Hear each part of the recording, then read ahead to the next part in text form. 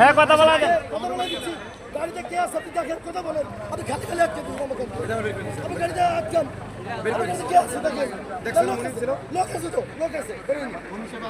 দেখেন কে আছে। খালি খালি বলতেছে গাড়ি ছিল তখন ছিল তাহলে বের করে দিছে ওইদিকে বের করে গেছে। এখানেই তো ছিল। এর জনগণ দেখছে, জনগণ। আমি দেখছি এখানে তো লাইভ চলছে। আমরা তার সাথে কথা বলবো। জবাব দিয়ে দিতে হবে। আরে সে মিডিয়াতে সিনিয়র অফিসার কথা বলছেন, সে কেন বলবো, আমরা কেন বলবো? ভাই আপনারা আসে বের হয়ে গেছেন না। আপনি কি কথা বলবেন? আপনারা তো মিথ্যা কথা বলেন, এটা প্রমাণ হলো।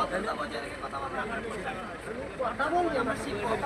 আপনারা কি দিচ্ছেন আমাদেরকে? আমরা ভেরিফাইড পেজে যে তথ্যটা গেছে যে দুইবার বাড়ি থেকে পালাইছে, দুইবার মেয়ে এর আগে বাড়ি থেকে পালাইছে, প্রেম করছে, তো প্রেমের বিষয়টা আপনারা প্রমাণ করতে পারবো না, কারণ প্রেম মনের ব্যাপার, এটা দেখা যায় না। এখন মেয়ে যদি আগে বলে প্রেম করেও বলে না করি নাই, বা না করেও বলে করছি, সব রকমের হইতে পারে। তবে আমার কাছে বলছে যে প্রেম করিনি, কিন্তু দুইবার যে বাড়ি থেকে পালাইছে এটা তো ডকুমেন্ট থাকবে। মানে প্রেম মনে মনে করা যায়, বাড়ি থেকে তো আর মনে মনে পালানো যায় না, নাকি যায়? নাকি ট্রান্স প্রেমিকার মতো মনটা চলে গেছে, সেটার জন্য তার বাড়ি থেকে বের হয়ে গেছে বলা যাবে না, যাবে? তো বলছে বাড়ি থেকে বের হয়ে গেছে, পুলিশের ভেরিফাইড পেজ থেকে বলা হয়েছে। এখন আমি কালিয়াকৈর থানার পুলিশ ওসিকে বলছি, আপনি কি এরকম কোনো স্টেটমেন্ট দিয়েছেন যে পালায় গেছে? বলছে না, পালায় গেছে এমন স্টেটমেন্ট আমি দেই নাই। উনি একদম স্পষ্ট স্বীকার করছে, ওনার কথা আমার কাছে রেকর্ড আছে। তাইলে আর দিতে পারে কে? আয়ো, তদন্ত কর্মকর্তা। তো তদন্ত কর্মকর্তা তো তথ্য সাবমিট করবে কোর্টে, ভেরিফাইড পেজে, যে ভিকটিম ব্লেম দেওয়ার জন্য। ধরেই নিলাম এই মেয়ের চরিত্র ভালো না, কিন্তু তাকে তো 3 দিন নিয়ে ধর্ষণ করা হয়েছে, ধরে নিলাম ও খারাপ। বামপন্থীরা তাদের পেজে যা লেখছে করার মতো না, বলতেছে চকলেটের বিনিময়ে করছে, তার মানে কি পতিতাগিরি করছে। নাউজুবিল্লাহ। এই বামপন্থীরা যারা একটা টিপের জন্য পুলিশের চাকরি চলে যায়, যে বামপন্থীদের আস্ফালনের কারণে, সেই বামপন্থীরা আজকে মেয়েটাকে পতিতা বানাই দিছে। জুলাই কেন হয়েছে বাংলাদেশে? জুলাই কি হয়েছে? না হয়েছে আজকে হিন্দু হলে কি হইতো? আজকে যদি একটা হিন্দু মেয়ের অন্যদেরকে টান দিত তাহলে কি হয়ে যেত? জুলাই দেখেন লাইভ চলছে, আমি বললাম জনগণকে ঠান্ডা করার জন্য যে আমি এখানে উঠে বসি, তারপরে তো আমি এখানে বসতে চাইছি, সে আমাকে বলতেছে পুলিশের গাড়িতে হাত দিয়েছে ওর ধর, মনে করছে আমি তো ভয় পাবো, ও মনে করছে আমি ভয় পাবো। তোরা হলো আমাদের চাকর, আমরা তোদের মনিব, তোরা আমাদের চাকর, আমরা তোদের মালিক। আমার টাকায় তুই ভাত খাস, আমার ট্যাক্সের টাকায় তোর ওই পোশাক হয়।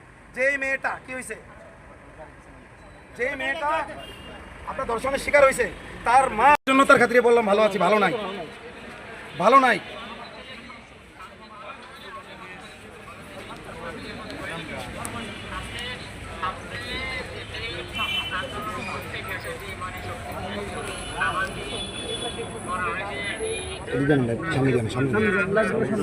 ভিডিও কল দিচ্ছেন? হ্যাঁ ভিডিও কল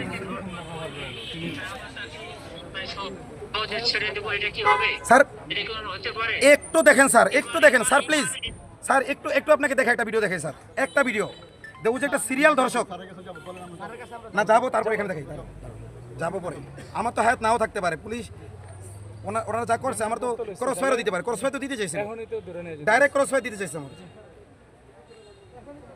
2 ঘন্টা আমাদের সাথে ভালো ব্যবহার করলো, হঠাৎ করে ব্যক্তিগতটা বললো, উনি এতক্ষণ আমি ওনার সাথে নামাজ পড়তাম ওনার সাথে। জি উনি এই দেখেন ওর টেলিকার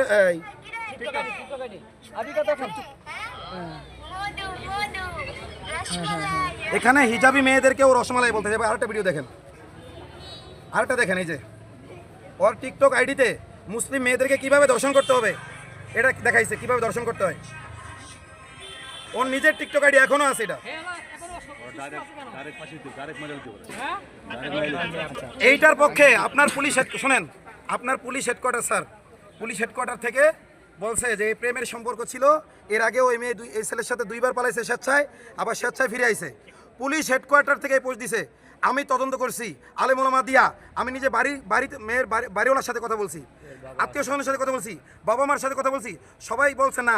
এরপরে যেহেতু এইবার যখন গুম হয়েছে তখন তো জিডি করছে, যদি আরও 3বার যদি এই মেয়ে মিসিং থাকতো তাহলে তার বাবা আরও 3বার জিডি করতো না? এরপরে জিডিটা করার পরে 5,000 টাকা নিছে, তারপরও মেয়েকে বাড়ি করে দেয় নাই। যখন 3 দিন কয়েকজন মিলে লাগাতার দর্শন করার পর অসুস্থ হয়ে গেছে, বাসে তুলে দিছে। বাস থেকে নেমে ওই মেয়ে পানি খাইতে গিয়া অজ্ঞান হয়ে পড়ছে। এক মহিলা তাকে ধরাধরি করে বাড়ি নিয়ে দিয়েছে।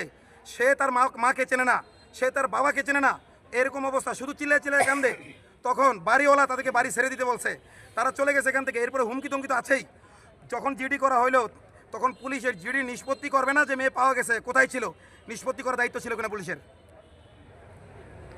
এরপরে যখন ইসকনের সন্ত্রাসীরা মেয়ের বাপ মাকে হুমকি দিচ্ছে, ওইটা বাড়ি তারা দিচ্ছে, মানিজ্যতের ব্যাপার, তারা চলে গেছে বাড়িতে। যখন মেয়ে কিছুটা সুস্থ হয়েছে, এই কিছুটা সুস্থের ব্যাখ্যা হইল মেয়ে যখন ওই 2 মাস পরে থানায় পুলিশের হেফাজতে আমি গেছি। এই যে আমার সাদিকুর রহমান ভাই কই, হ্যাঁ সাদিক ভাই আসেন, এই লোকটার সাথে নিয়ে গেছি স্যার। তো আমরা গেছি, মেয়েটা মরার মতো পড়ে আছে, ডাকি ওঠে না। ওই মহিলা পুলিশ ঠেলে ঠেলে তাকে উঠাইছে, সে উঠে বসতে পারতেছে না। এরপর তার মা এবং মহিলা পুলিশ ধৈরা বসাইছে। তাহলে 2 মাস পরেও তাকে এইভাবে বসানো লাগে, তাহলে সে কতটা অসুস্থ ছিল এবং তার উপর দিয়ে কী বয়ে গেছে। আচ্ছা, এরপরেও পুলিশ মামলার মধ্যে লেখছে ওই দর্শকের বয়স নাকি 20 বছর, 27-28 বছর বয়স। আর ওই দর্শকের মামা ওর অন্তত 10 বছরের বড়, তারও নাকি বয়স 20, বাঁচানোর জন্য লেখছে। এরপরে দর্শককে গ্রেফতার করছে তো পুলিশ, সে লেখছে যে আয়ু লেখছে তদন্তের রিপোর্টের মধ্যে যে জখমই ছিল। অথচ জনগণ তো তাকে কোনো ধরাই দেয় নাই, জনগণ তো ধরে নাই, পুলিশ যে তাকে ধরছে। তাহলে জখমই কেমনে হইলো? আরও অসংখ্য মিথ্যাচার করেছে এই রিপোর্টের মধ্যে, ফেসবুক পেজে। এমনকি বামপন্থীরা মেয়েটাকে পতিতা হিসেবে প্রচার করতেছে যে এই মেয়ে হলো একটা পতিতা। যে মেয়ে বামপন্থীরা একটা টিপের কারণে পুলিশ অফিসার